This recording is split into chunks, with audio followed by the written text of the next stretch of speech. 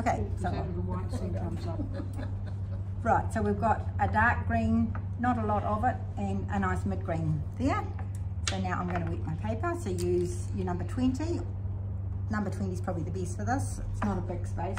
You could use your hake brush. So I'm just going to wet it all the way up here.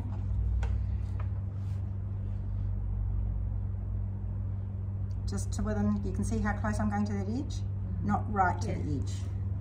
Because this is, you know, I don't want it to be too indistinct. Now up here, we've got a nice light piece coming out here. So I'm just cutting carefully around that. That's this one here behind.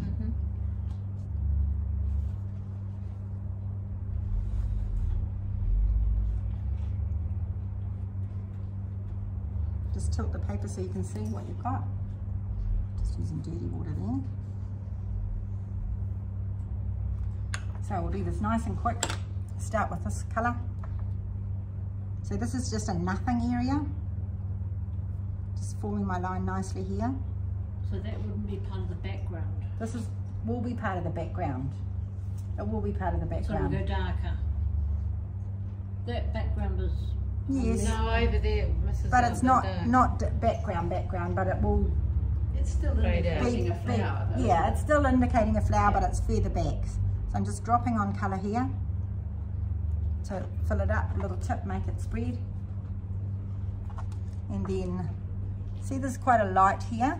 I'm just going to do that, but very, it's all wet, so it'll just drift over to it. Do you know what I mean? It's just a, it's not a, so see I'm cutting around there carefully. And I'm going to cut around this white petal here carefully, so it's the right shape, and then down here. So this is called negative painting. So I'm forming a shape by painting what's not the shape. It's not colouring it in, it's colouring it the outside of it. Okay? So I'm just going to leave that light bit there, and take that carefully around there. See how little paint it puts on the paper when I do that, compared with here? So you can go back in and put more on, just get a nice edge there. So those are the bits you just need to be a bit careful with. This is a clean brush. I'm just going to wipe it to the edge and let it just drift out there. Then I'm going to come back in with my dark. I'll put some more dark over the, just drop it in.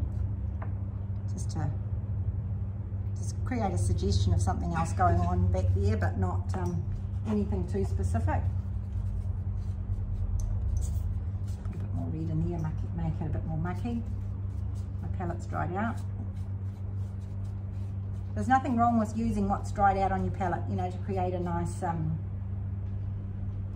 dark.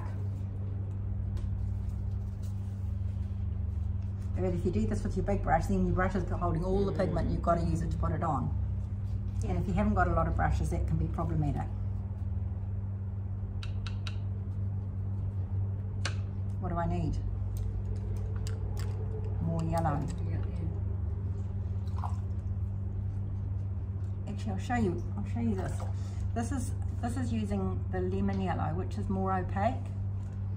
Look how it lightens up.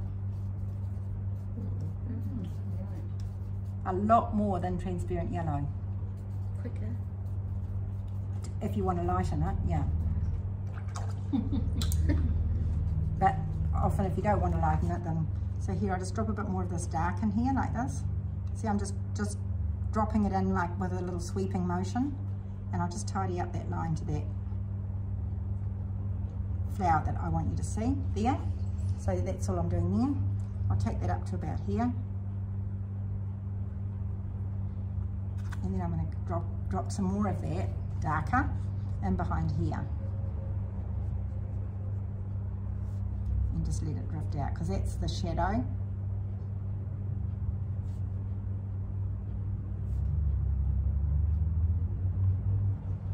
Now you can see I dropped a wee tiny, I splashed a little drop on there. And you see that? Just this tiny little drop here. I can do one of two things, or I can do one of lots of things really. I could panic, or I could just think, okay, well I can leave that and get it off when it's dry, or I can get a tissue, fold it up really carefully,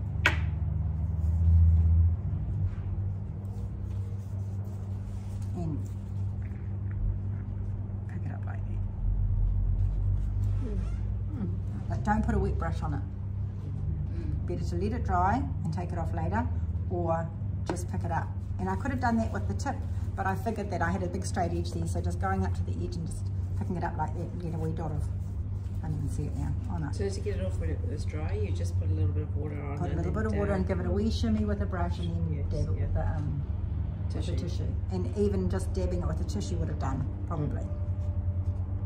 So you see what I've done there now? It's just to create an impression that your brain fills in the rest. Yeah. Same colours, but duller and darker. And the only defined edges we've got in there is this flower, because this is one of our main subjects. Okay? Oh, and I'll just now see what's happened here. So see how I wet the top edge before? I used a damp brush to tidy up that edge, but it was too dry, so it hasn't gone right to the edge. I've got this kind of funny bit there. I can either leave it there because it's just a curve of another petal somewhere, or I can go in with a damp brush and just tidy it up to the edge, but only very damp, because if I put a blob of water there, then I'm going to get a big blossom. So almost dry brushed, just to tease what's there out into that space, still keeping that nice smooth edge of that flower. Okay? Is that enough? Yeah. All right, go for it. Thank you.